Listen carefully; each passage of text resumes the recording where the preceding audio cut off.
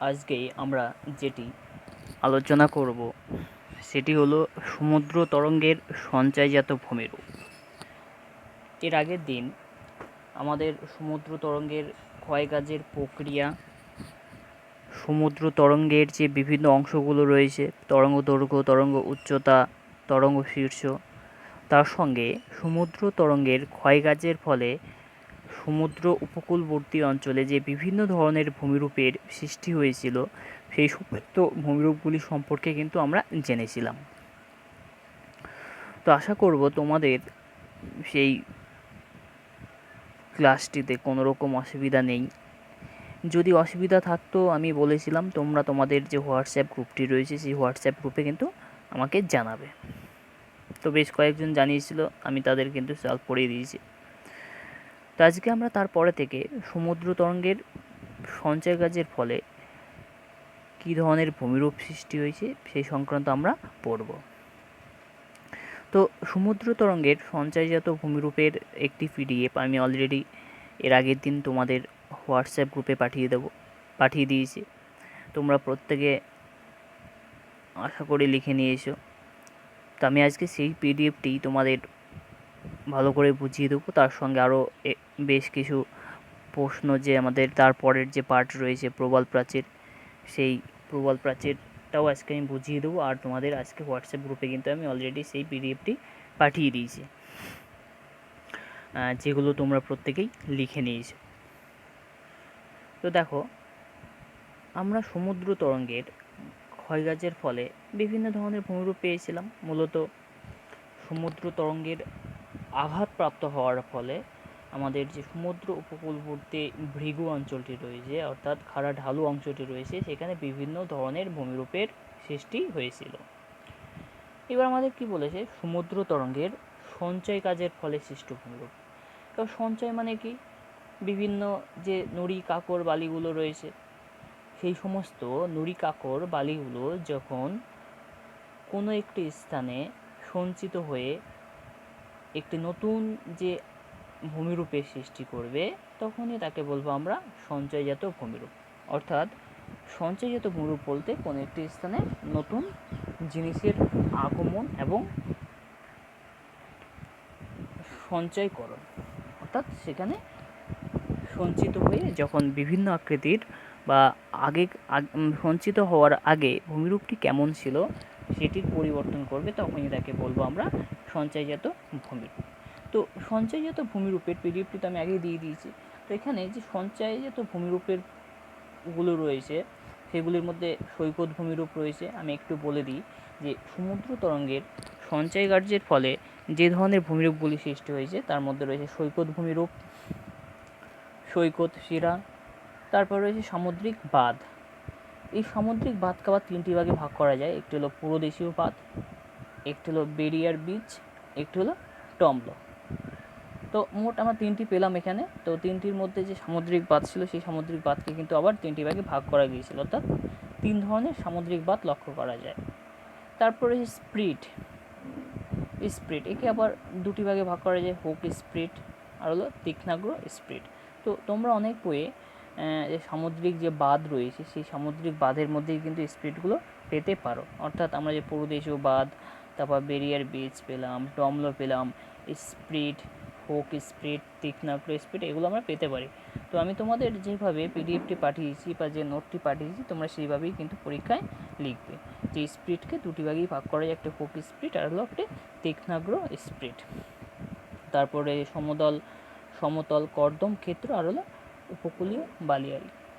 তো এই মোট 6টি ভূমিরূপ কিন্তু সমুদ্র তরঙ্গের সঞ্চয় কার্যের ফলে আমি তোমাদের পিডিএফে দিয়েছি। তো আরও বিভিন্ন ধরনের ভূমিরূপ কিন্তু রয়েছে, তো যেগুলো ইম্পর্টেন্ট বেশি সেগুলি আমরা কিন্তু আজকে পড়ব। তো সমুদ্র তরঙ্গের সঞ্চয়জাত ভূমিরূপগুলো কী কী একটু রিমাইন্ড করে নাও, যাতে তোমাদের পরে যখন আমি এরপরে পিডিএফ দেখে বিভিন্ন ডায়াগ্রাম দেখে বোঝাবো তোমাদের কোনো রকম অসুবিধা না হয়। একটি হলো সৈকত ভূমিরূপ, একটি হলো সৈকত শিরা, সামুদ্রিক বাঁধ, স্প্রিট, সমতল কর্দম ক্ষেত্র আর হলো উপকূলীয় বালিয়াড়ি। চলো এরপরে আমরা পিডিএফের মধ্যে চলে যাই যে সৈকত ভূমিরূপ বা বেলাভূমি বলতে কী বোঝায়, যাতে আমাদের আরও জিনিসটি ক্লিয়ার হয়ে যায়। সেই জন্য আমি তোমাদের বিভিন্ন ডায়াগ্রাম দেখিয়ে কিন্তু বোঝানোর চেষ্টা করব, যাতে তোমাদের কোনো রকম অসুবিধা না থাকে। তো আমরা এর আগেই পড়ে এসেছি তটভূমি বা উপকূলীয় অঞ্চল। তো এই যে তটভূমি বা উপকূলীয় অঞ্চল রয়েছে, এই উপকূলীয় অঞ্চল বা তটভূমিতে সমুদ্রের যখন জোয়ার হয়, সেই জোয়ারের সময় সমুদ্রের জলটি কিন্তু তটভূমির অনেকটা উঁচুতে কিন্তু প্রবেশ করে। এবার যখন ভাটা হবে তখন কিন্তু পুনরায় সেই জলটি সমুদ্রে ফিরে যাবে। তাহলে জলটি একবার আমাদের স্থলভাগের দিকে এগিয়ে আসলো, আবার সমুদ্রের দিকে ফিরে গেল। তো যখন এগিয়ে আসবে তখন সমুদ্রের জলের সঙ্গে বিভিন্ন নুড়ি কাকড় বালি স্থলভাগের দিকে সমুদ্রের জলের সঙ্গে কিন্তু এগিয়ে আসে। এবার যখন পুনরায় সেগুলো গভীর সমুদ্রে ফিরে যায়, তখন ফিরে যাওয়ার শক্তি কম থাকার দরুন সেই সমস্ত নুড়ি কাকড় বালি কিন্তু আমাদের যে তটভূমি অঞ্চল রয়েছে সেই তটভূমি অঞ্চলে কিন্তু জমা হয়, অর্থাৎ সেগুলো আর গভীর সমুদ্রে ফিরে যেতে পারে না।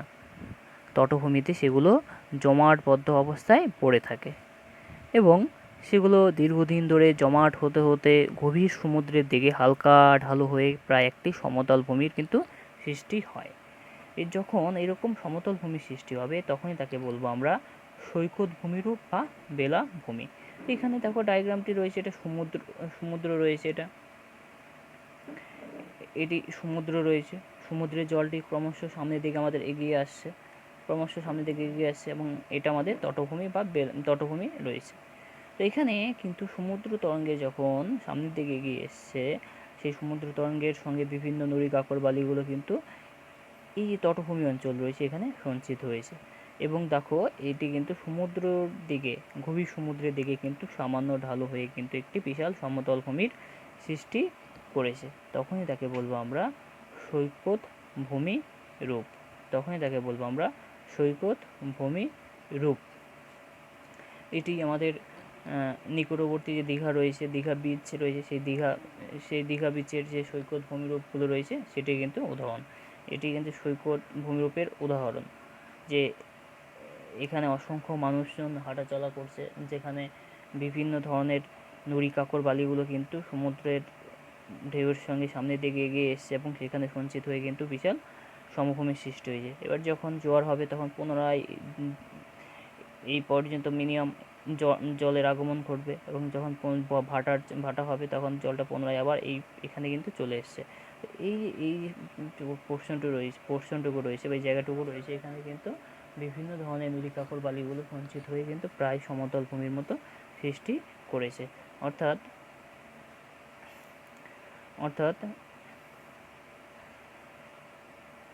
এই জায়গাটুকু কিন্তু আমাদের সৈকত ভূমি হিসাবে আমরা ধরতে পারি। তো এই যে সৈকত ভূমিটুকু রয়েছে বা এই সৈকত ভূমির ওপর অনেক সময় যে বিভিন্ন ধরনের নুড়ি কাকড় বালিগুলো রয়েছে সেগুলো সমানভাবে কিন্তু সঞ্চিত হয় না। কোথাও উঁচু হয়ে, কোথাও নিচু, আবার কোথাও উঁচু কিন্তু হয়। তো অনেক সময় এই যে নুড়ি কাকড় বালিগুলো সমানভাবে সঞ্চিত হয় না, সেই জন্য অনেক সময় এখানে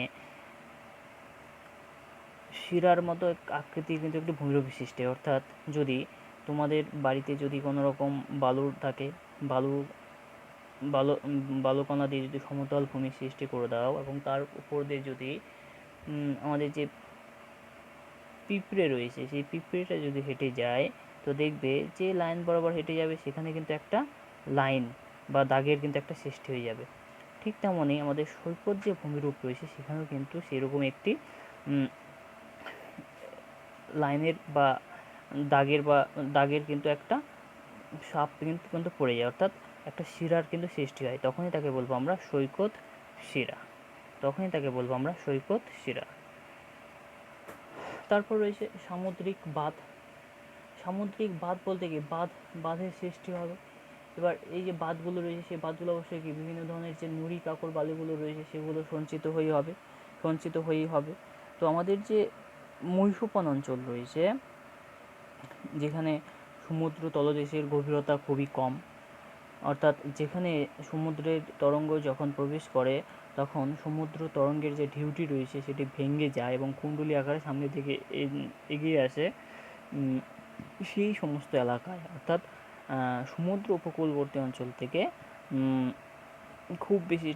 খুব বেশি কিন্তু দূরে নয়, সামান্য খানিকটা দূরেই, বা নদী মোহনা সংলগ্ন অঞ্চলে, যেখানে বিভিন্ন ধরনের সামুদ্রিক নুড়ি কাকর বালি সঞ্চিত হয়ে কিন্তু অনেক সময় একটা বিশাল ভূমিরূপের সৃষ্টি করে বা একটা বিশাল চরের কিন্তু সৃষ্টি করে। অনেক সময় নদী মোহনা সংলগ্ন অঞ্চলে নদীর দ্বারা বিভিন্ন ক্ষয়প্রাপ্ত পদার্থগুলো সমুদ্র উপকূলবর্তী অঞ্চলে সঞ্চিত হয়ে কিন্তু এরকম উচ্চ একটা ভূমিরূপের বা নতুন একটা ভূমিভাগের কিন্তু সৃষ্টি করে। তখন তাকে বলবো আমরা সামুদ্রিক বাঁধ। যেমন আমাদের রায়গঞ্জের কুলিক নদী রয়েছে। কুলিক নদীর সাইড দিয়ে কিন্তু বিশেষ করে রায়গঞ্জের দিকে একটি বাঁধের কিন্তু রয়েছে। যেহেতু এটি প্রাকৃতিক উপায়ে সৃষ্টি হয়নি সেই জন্য একে কিন্তু আমরা স্বাভাবিক বাঁধ বলবো না, কিন্তু এটি কিন্তু কৃত্রিম উপায়ে অর্থাৎ মানুষের দ্বারাই কিন্তু সৃষ্টি হয়েছে। কিন্তু সমুদ্র সংলগ্ন এলাকায় বা মোহনা সংলগ্ন অঞ্চলে, যেখানে সমুদ্র তরঙ্গের দ্বারা বাহিত বিভিন্ন নুড়ি কাকর বালিগুলো সঞ্চিত হয়ে এরকম বাঁধের যখন সৃষ্টি হবে তখনই তাকে বলবো আমরা সামুদ্রিক বাঁধ। তো এখানে দেখো যে একটা ডায়াগ্রাম রয়েছে, এই ডায়াগ্রামে কিন্তু বিভিন্ন ধরনের বাঁধ কিন্তু রয়েছে। এখানে একটা বাঁধ রয়েছে, এখানে একটা বাঁধের সৃষ্টি হয়েছে, এখানে একটা কিন্তু বাঁধ সৃষ্টি হয়েছে। তো সামুদ্রিক বাঁধকে আমরা আগেই জেনে এসেছি, তিনটি ভাগে ভাগ করা গিয়েছিল। একটি হলো পূর্বদেশীয় বাঁধ, একটি হলো বেরিয়ার বিচ, আর হলো টমলো। তো বেরিয়ার বিচ, টমলো ও পূর্বদেশীয় বাঁধ বলতে কী বোঝায় সেগুলো সম্পর্কে আমরা এখন জানব।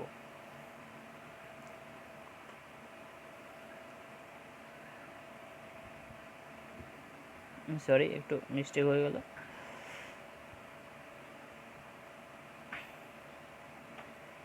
তো দেখো, পূর্বদেশীয় বাঁধ কাকে বলবো? এটা হলো আমাদের স্থলভাগ, আর আমাদের এই যে এটুকু পোর্শন, অর্থাৎ এটুকু পোর্শন আমরা যদি উপকূল ধরে নিই, কারণ এটি হলো সমুদ্র আর এটি হলো আমাদের স্থলভাগ, এবং স্থলভাগ ও উপকূল সংলগ্ন যেটুকু জায়গা রয়েছে তাকে তো আমরা স্থলভাগের সঙ্গে সমুদ্রের তরঙ্গের যে মিলনস্থল তাকে তো আমরা বলবো উপকূল অঞ্চল বা তটভূমি। তো এই যে তটভূমি অঞ্চল, এই তটভূমি অঞ্চলের বিভিন্ন জায়গায় সমুদ্রে স্থলভাগের যে বিভিন্ন নদীগুলো রয়েছে সেই নদীগুলো এসে পতিত হয়েছে, যাকে আমরা নদী মোহনা বলেছি। তো এই নদী মোহনায় বিভিন্ন ধরনের নুড়ি কাকর বালি অথবা সমুদ্র তরঙ্গের দ্বারা বাহিত বিভিন্ন নুড়ি কাকর বালিগুলো অনেক সময় কী হয়, সমুদ্র উপকূলের সঙ্গে যখন প্রায় আড়াআড়িভাবে অবস্থান করবে এবং একটু উঁচু বাঁধের মতো সৃষ্টি করবে, তখন তাকে বলবো আমরা পূর্বদেশীয় বাঁধ। তো পূর্বদেশীয় বাঁধের ক্ষেত্রে মনে রাখবে সবসময় এটি নদী মোহনার সাথে বা সমুদ্র উপকূলবর্তী এলাকার সঙ্গে কিন্তু আড়াআড়িভাবে বা প্রায় সমান্তরালভাবে, দেখো এখানে উপকূল অঞ্চলটা এরকমভাবে রয়েছে, বাঁধটিও কিন্তু এখানে এইভাবে রয়েছে। তো প্রায় অনেকটাই কিন্তু সমান্তরালভাবে অবস্থান করেছে। তো যখন সমান্তরালভাবে অবস্থান করবে তখনই তাকে বলবো আমরা পূর্বদেশীয় বাঁধ। তো নদী মোহনার সাথে আড়াআড়িভাবে অবস্থিত উপকূলের প্রায় সমান্তরালে গড়ে ওঠা দীর্ঘ বাঁধকে আমরা কিন্তু পূর্বদেশীয় বাঁধ বলবো। তারপরে কি রয়েছে, বেরিয়ার বিচ। তো অনেক সময় কি হয়, এই যে উপকূলবর্তী অঞ্চল বা নদীমোহন অঞ্চলে কি হয়, যদি এরকম সামুদ্রিক বাঁধের সৃষ্টি হয়, তো উপকূল অঞ্চল আর সামুদ্রিক বাঁধের মাঝখানে কখনো কখনো উপসাগরের সৃষ্টি হয়, কখনো কখনো উপসাগর বা উপহ্রদের কিন্তু সৃষ্টি হয়, যেটি উপহ্রদ বা লেগুনের কিন্তু সৃষ্টি হবে, তখনই তাকে বলবো আমরা বেরিয়ার বিচ। তাহলে নদী মোহনার সঙ্গে আড়াআড়িভাবে যে সমস্ত বাঁধের সৃষ্টি হবে বা উপকূলের সঙ্গে প্রায় সমান্তরালে, তখন তাকে বলবো আমরা পূর্বদেশীয় বাঁধ।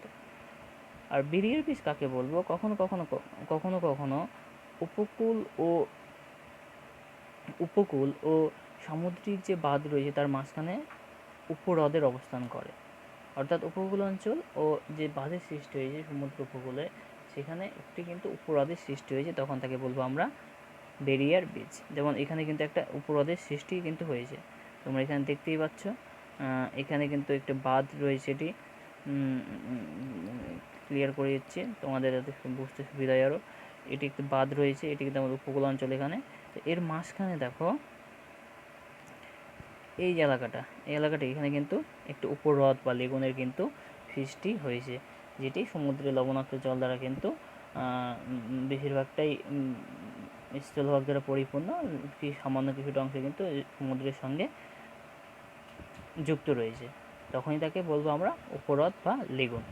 তো দুটো উপকূল আর বাঁধের মধ্যে যখন উপহ্রদের অবস্থান করবে তখন তাকে বলবো আমরা বেরিয়ার বীজ। আর টম্ব কাকে বলবো? কখনো কখনো কী হয়, সমুদ্রে অসংখ্য দ্বীপের সৃষ্টি হয়েছে, তার এই যে দ্বীপের সৃষ্টি হয়েছে, তো উপকূল অঞ্চলের সঙ্গে এই দ্বীপ কী করেছে, যখন সংযোগ স্থাপন করবে তখনই তাকে বলবো আমরা টম্ল। অর্থাৎ উপকূলের সঙ্গে দ্বীপের যে সংযোগ স্থল বা যে সংযোগ সাধন করে তাকেই বলবো আমরা টম্ল।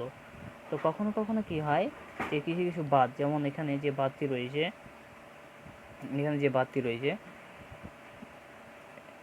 এখানে একটি দ্বীপটি রয়েছে, এটা আমাদের উপকূল অঞ্চল, এখানে কিন্তু একটা বাঁধের সৃষ্টি হয়েছে। দেখো এই যে বাঁধের সৃষ্টি হয়েছে, এই বাঁধকে কিন্তু আমরা বলবো টম্ল, অর্থাৎ দ্বীপের সঙ্গে আমাদের উপকূলের কিন্তু সংযোগ সাধন করেছে।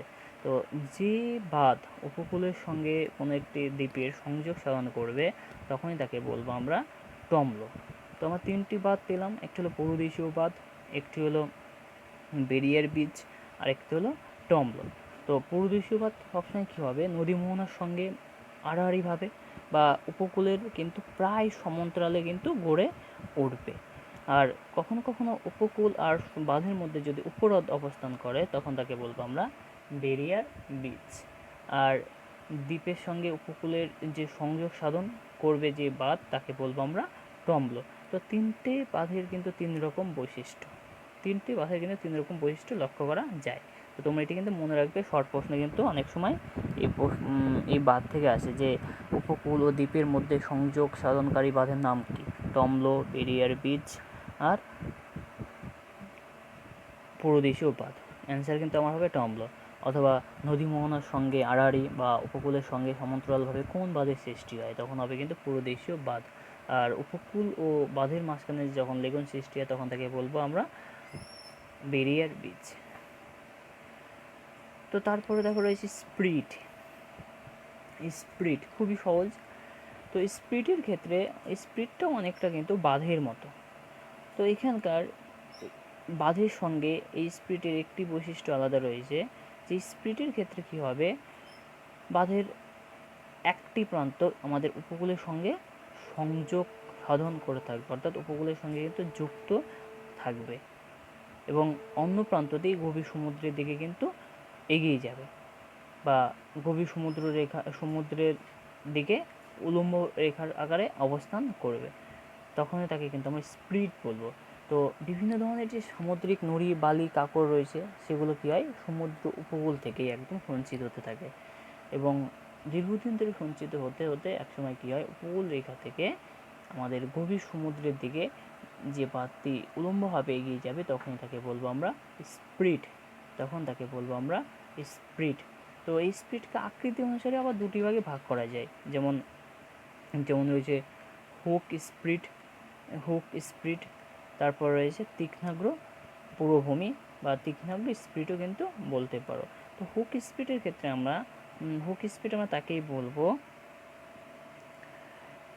যে স্প্রিট এর আকৃতি অনেকটা আমাদের যে বড়শি রয়েছে, অনেকটা বড়শির মতো, তখন তাকে কিন্তু আমরা বলবো হুক স্প্রিট। যেমন এখানে দেখো, এই ডায়াগ্রামটি দেখো, আমাদের উপকূল অঞ্চল বা স্থলভাগ এখানে দেওয়াই রয়েছে, স্থলভাগ, আর এটা হলো আমাদের সমুদ্র।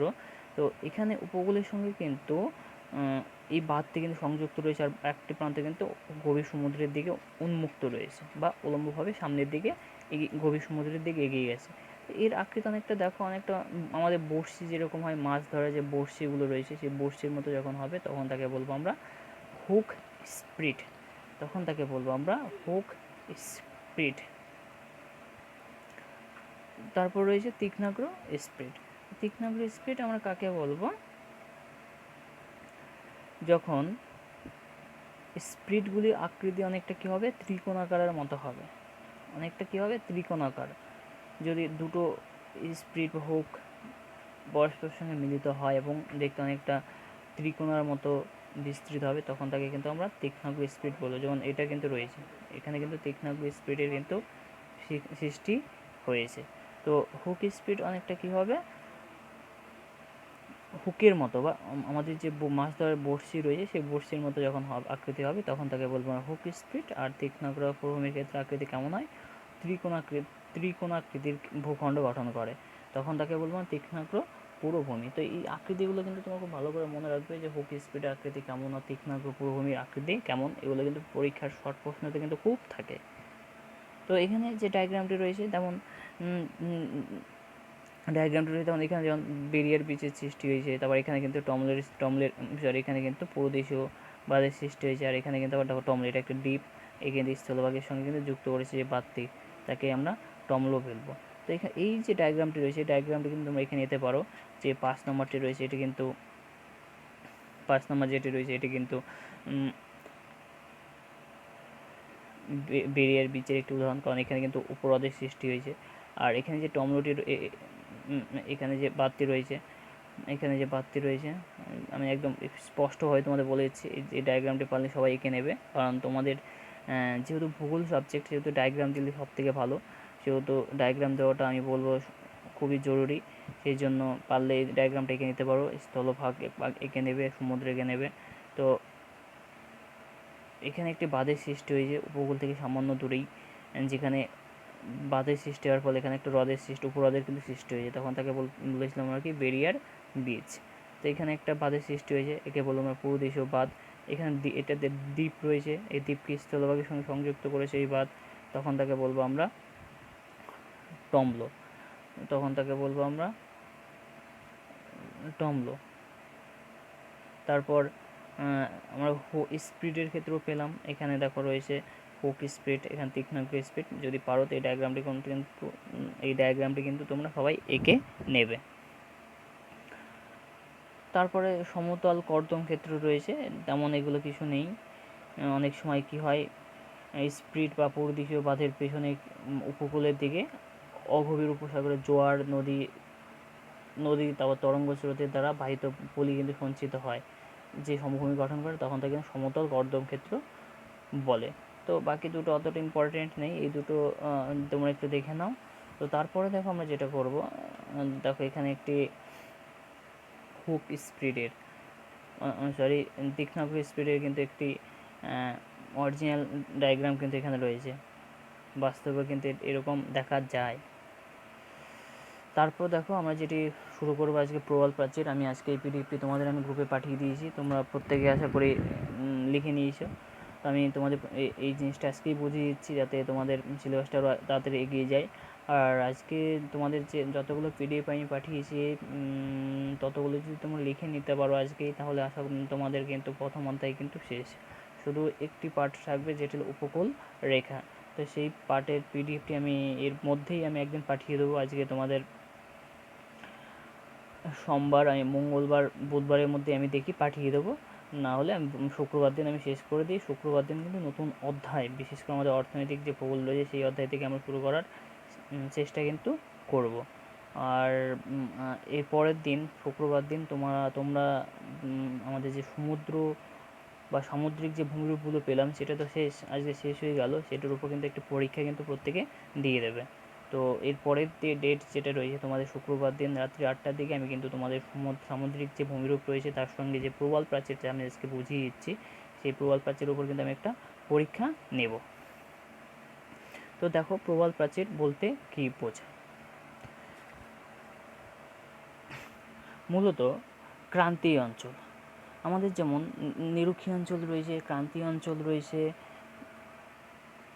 ভূমধ্যসাগরীয় অঞ্চল রয়েছে, যেখানকার তাপমাত্রা কিন্তু বিভিন্ন জায়গায় বিভিন্ন রকম হয়। অর্থাৎ ক্রান্তীয় অঞ্চলে যদি 20 ডিগ্রি থেকে 25 ডিগ্রি হয়, তো নাতিশীতোষ্ণ অঞ্চলে 17 থেকে 18 ডিগ্রি বা 15 থেকে 18 ডিগ্রি সেলসিয়াস, এবং নিরক্ষীয় অঞ্চলে কিন্তু 25 থেকে 26 ডিগ্রি বা 30 ডিগ্রি সেলসিয়াসের মতো তাপমাত্রা হয়।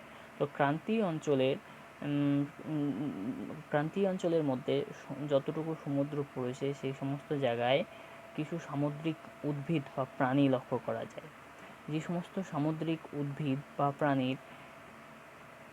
প্রাণীগুলির খোলসগুলো ক্যালসিয়াম কার্বনেট বা চুনের একটি কঠিন আস্তরণ দ্বারা কিন্তু যুক্ত থাকে, কারণ তাদের যে দেহ রয়েছে সেই দেহ থেকে এক ধরনের লালারস নির্গত হয়। সেই লালারস থেকেই কিন্তু সেই খোলসটি বা আবরণটি কিন্তু তৈরি হয়। তো দীর্ঘদিন ধরে এই ধরনের প্রবাল কীটগুলো জমা হয়ে হয়ে হয়ে অনেক সময় গভীর সমুদ্রে হোক বা সমুদ্র উপকূলবর্তী অঞ্চলে হোক একটি সামুদ্রিক দ্বীপের সৃষ্টি হয়। যেহেতু সেই দ্বীপগুলো বিভিন্ন ধরনের যে প্রবাল কীটগুলো রয়েছে সেই কীটগুলোর সঞ্চয়ের ফলে সৃষ্টি হয়েছে, সেই জন্য সেই দ্বীপগুলোকে কিন্তু আমরা প্রবাল প্রাচীর বা প্রবাল দ্বীপ কিন্তু আমরা বলি। মূলত অ্যান্থোজোয়া গোষ্ঠীর এক ধরনের সামুদ্রিক প্রাণী বা কীট রয়েছে অ্যান্থোজোয়া। এই প্রবাল কীটগুলো খুবই আকৃতিতে ছোটো হয়, মিলিমিটারে হিসাব করা হয়। আর এই প্রবাল কীটগুলো খুব ঝাঁকে ঝাঁকে একসঙ্গে ঘুরে বেড়ায়।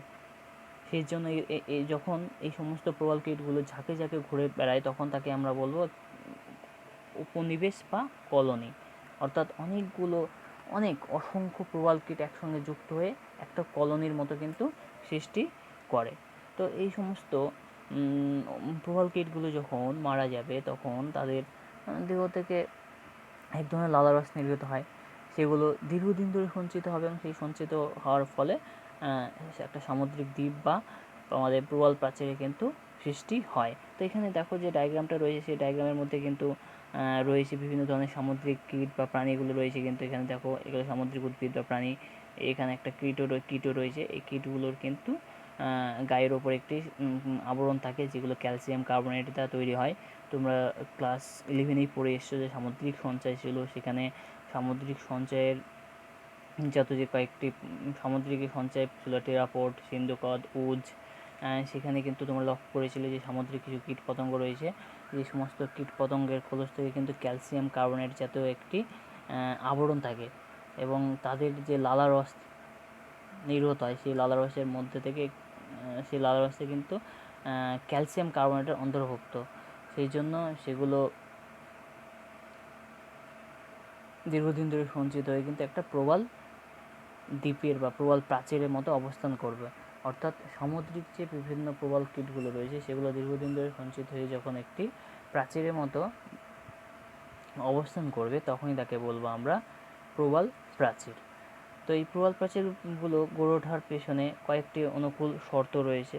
যেমন এখানে রয়েছে সমুদ্র জলে উষ্ণতা রয়েছে, সমুদ্র জলে গভীরতা রয়েছে, মিষ্টি জল ও পলিমুক্ত জল কিন্তু রয়েছে। তো এই 4টি শর্ত তোমাদের প্রবাল প্রাচীর গড়ে ওঠার শর্তের মধ্যে রয়েছে। তো আমি 4টি শর্ত তোমাদের বলে দিচ্ছি একটু, যাতে তোমাদের আরও সুবিধা হয়ে যায়। তো ক্রান্তীয় যে অঞ্চল রয়েছে, মূলত সমুদ্র জলের উষ্ণতা 20 ডিগ্রি থেকে 21 ডিগ্রি সেলসিয়াস যে সমস্ত জায়গায় রয়েছে, সেই সমস্ত জায়গায় এই ধরনের প্রবাল কীট জন্মানোর আদর্শ পরিবেশ সৃষ্টি হয়। কারণ এই সমস্ত প্রবাল কীটগুলো খুব বেশি বা খুব অতিরিক্ত তাপমাত্রা কিন্তু যেমন সহ্য করতে পারে না, আবার অত্যাধিক শীতল তাপমাত্রাতেও কিন্তু এই ধরনের প্রবাল কীট জন্মগ্রহণ করে না। মূলত ক্রান্তীয় অঞ্চলের 20 ডিগ্রি থেকে 21 ডিগ্রি সেলসিয়াস উষ্ণতায় এই ধরনের প্রবাল কীটের বংশবিস্তারের একটি উপযুক্ত পরিবেশ সৃষ্টি হয়। সেই জন্য 20 ডিগ্রি থেকে 21 ডিগ্রি সেলসিয়াস উষ্ণতাযুক্ত ক্রান্তীয় অঞ্চলে এই ধরনের প্রবাল কীট কিন্তু সবথেকে ভালো জন্মায়। তারপর রয়েছে সমুদ্র জলের গভীরতা। যেহেতু 100 মিটার বা 200 মিটারের নিচে সূর্যের আলো প্রবেশ করতে পারে না, সেহেতু সেই সমস্ত জায়গায় বা সমুদ্র জলের অতিরিক্ত গভীরতায় প্রবাল কীট কিন্তু জন্মাতে পারে না। মূলত যে সমস্ত জায়গায় সূর্যের আলো খুব ভালোভাবে হতে পারে সেই সমস্ত জায়গায় প্রবালকেট বংশবিস্তারের আদর্শ পরিবেশ কিন্তু সৃষ্টি হয়। তো 60 থেকে 75 মিটার সমুদ্র জলের গভীরতা প্রবালকেট জন্মানোর একটি আদর্শ বা উপযুক্ত পরিবেশ, যেখানে প্রচুর পরিমাণে প্রবালকেটের বংশবিস্তার ঘটে। তারপর রয়েছে মিষ্টি জল বা স্বাদু জল। যেহেতু প্রবালকেট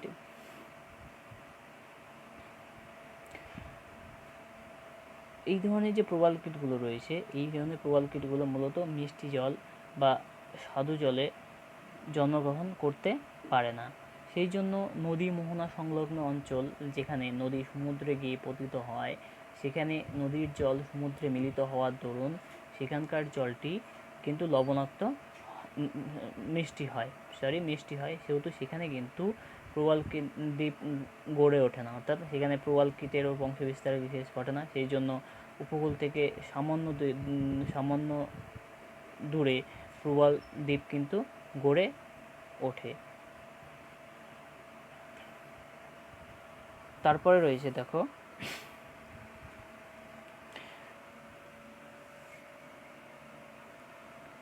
তো এখানে যে পয়েন্টটি রয়েছে, একটু পয়েন্টটি চেঞ্জ করে নিতে পারো যদি তোমাদের বুঝতে অসুবিধা হয়। মিষ্টি জল বা স্বাদু জল যেহেতু রয়েছে, যেহেতু মিষ্টি ও স্বাদু জলে প্রবালকেট জন্মগ্রহণ করতে পারে না বা বংশবিস্তার করতে পারে না, সেহেতু এই পয়েন্টটি ঠিক নয়। তোমরা পয়েন্টটি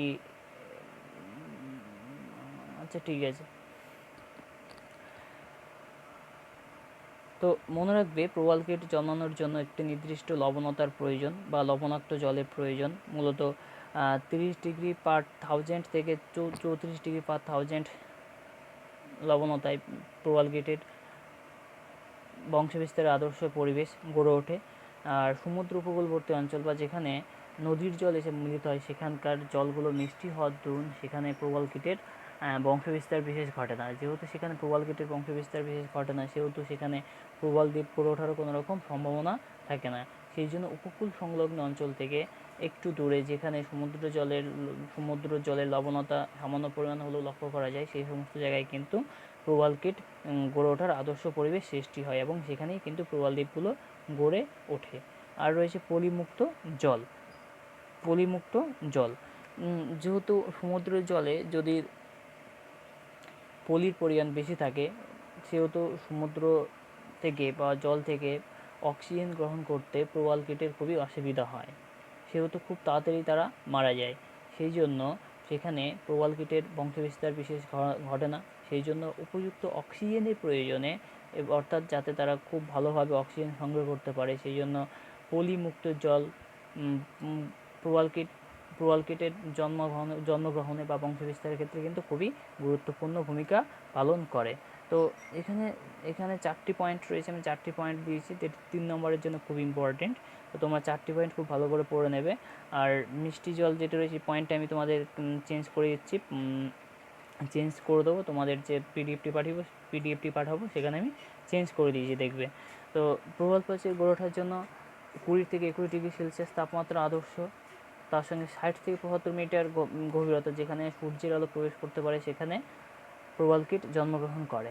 আর পলিমুক্ত জল প্রবালকেটের বংশবিস্তারের উপযুক্ত পরিবেশ, কারণ সেখানে থেকে প্রয়োজনীয় অক্সিজেন প্রবালকেট সংগ্রহ করতে পারে। সেই জন্য পলিমুক্ত জল প্রবালকেটের বংশবিস্তারের ক্ষেত্রেও কিন্তু বিশেষ গুরুত্বপূর্ণ ভূমিকা পালন করে। আর একটি নির্দিষ্ট লবণতার পরিমাণ, অর্থাৎ মিষ্টি জল প্রবালকেট জন্মগ্রহণের ক্ষেত্রে কিন্তু বিশেষ আদর্শ নয়। সেই জন্য সমুদ্র উপকূল থেকে সামান্য দূরে, অর্থাৎ যেখানে সমুদ্রের জল লবণতা হলেও সামান্য পরিমাণ হলেও রয়েছে, সেই সমস্ত জায়গায় কিন্তু এই প্রবালকেটগুলো বংশবিস্তার করে এবং সেখানে প্রবাল দ্বীপগুলো কিন্তু গড়ে ওঠে। তো এই ছিল প্রবাল প্রাচীর গড়ে ওঠার শর্ত। তো প্রবাল যে দ্বীপ রয়েছে বা প্রবাল যে প্রাচীর রয়েছে, এই প্রবাল প্রাচীরগুলির মূলত 3 প্রকারের হয়, অর্থাৎ প্রকারভেদ। যদি আমি লক্ষ্য করি, আমাদের পৃথিবীতে বা গভীর সমুদ্রে 3 ধরনের প্রবাল প্রাচীর লক্ষ্য করা যায়। একটি হলো প্রান্তদেশীয় প্রবাল প্রাচীর, একটি হলো প্রতিবন্ধক প্রবাল প্রাচীর, আর হলো অ্যাটল বা প্রবাল বলয়। তো নাম দেখেই দেখো বোঝা যাচ্ছে যে প্রান্তদেশীয় প্রবাল প্রাচীর কাকে বলবো। প্রান্তভাগ অর্থাৎ উপকূল সংলগ্ন স্থান, যে সমস্ত প্রবাল প্রাচীর উপকূল ভাগে বা কোনো একটি দ্বীপ রয়েছে আগে থেকে, সেই দ্বীপের পাশেই গড়ে উঠবে, তখনই তাকে বলবো আমরা প্রান্তদেশীয় প্রবাল প্রাচীর। দেখো এখানে দেখো একটি দ্বীপ রয়েছে, এই দ্বীপের আশেপাশে দেখো একটি কালার কিন্তু অন্য একটি কালার দিয়ে রয়েছে, যেখানে প্রান্তদেশীয় প্রবাল প্রাচীর কিন্তু হলো প্রান্তদেশীয় প্রবাল প্রাচীরগুলো গড়ে উঠেছে। অর্থাৎ এই ধরনের প্রবাল প্রাচীরগুলো বা প্রবাল দ্বীপগুলো একদম স্থলভাগের সঙ্গে বা উপকূলীয় অঞ্চলের সঙ্গেই অবস্থান করে এবং প্রাচীরের যে সমুদ্রের দিকের অংশটি সেটি কিন্তু খুবই খাড়া ঢাল হয়। আর কখনো কখনো এই ধরনের প্রান্তদেশীয় প্রবাল প্রাচীর আর সামুদ্রিক দ্বীপ বা স্থলভাগের মধ্যে খুব ছোটো ছোটো উপহ্রদের সৃষ্টি হয়। খুব কখনো কখনো, খুব বেশি এরকম উপহ্রদের সৃষ্টি হয় না। তো কিছু কিছু ক্ষেত্রে প্রান্তদেশীয় প্রবাল প্রাচীরের মধ্যে ছোটো ছোটো হ্রদের সৃষ্টি হয়। যেহেতু ছোটো ছোটো হ্রদের সৃষ্টি হয়, সেখানে বোট চালানোর ক্ষেত্রে বা আমাদের যে নৌকো রয়েছে সেই নৌকো চালানোর ক্ষেত্রে খুবই উপযোগী এবং সেটি একটি হেরিটেজ সাইট হিসাবে পরিচিত হয় বা একটা প্রদর্শনী জায়গা হিসাবে বা ভ্রমণ জায়গা হিসাবে খুবই বিবেচিত হয়। সেই জন্য প্রান্তদেশীয় প্রবাল প্রাচীরকে অনেক সময় বোট চ্যানেলও কিন্তু বলা হয়। প্রান্তদেশীয় প্রবাল প্রাচীরকে অনেক সময় বোট চ্যানেলও বলা হয়। তো তারপর রয়েছে প্রতিবন্ধক প্রবাল প্রাচীর। তো প্রতিবন্ধক প্রবাল প্রাচীরের ক্ষেত্রে কী হয়, আমাদের যে সমুদ্র উপকূল রয়েছে বা সামুদ্রিক যে দ্বীপ রয়েছে, সেই সামুদ্রিক দ্বীপ থেকে একটু দূরে যে প্রাচীর বা যে প্রবাল প্রাচীর গড়ে উঠবে, তখনই তাকে বলবো আমরা প্রতিবন্ধক প্রবাল প্রাচীর। তো এই ধরনের প্রতিবন্ধক প্রবাল প্রাচীরের ক্ষেত্রে সামুদ্রিক দ্বীপ ও প্রবাল প্রাচীরের মাঝখানে কিন্তু একটি উপহ্রদের সৃষ্টি হয়।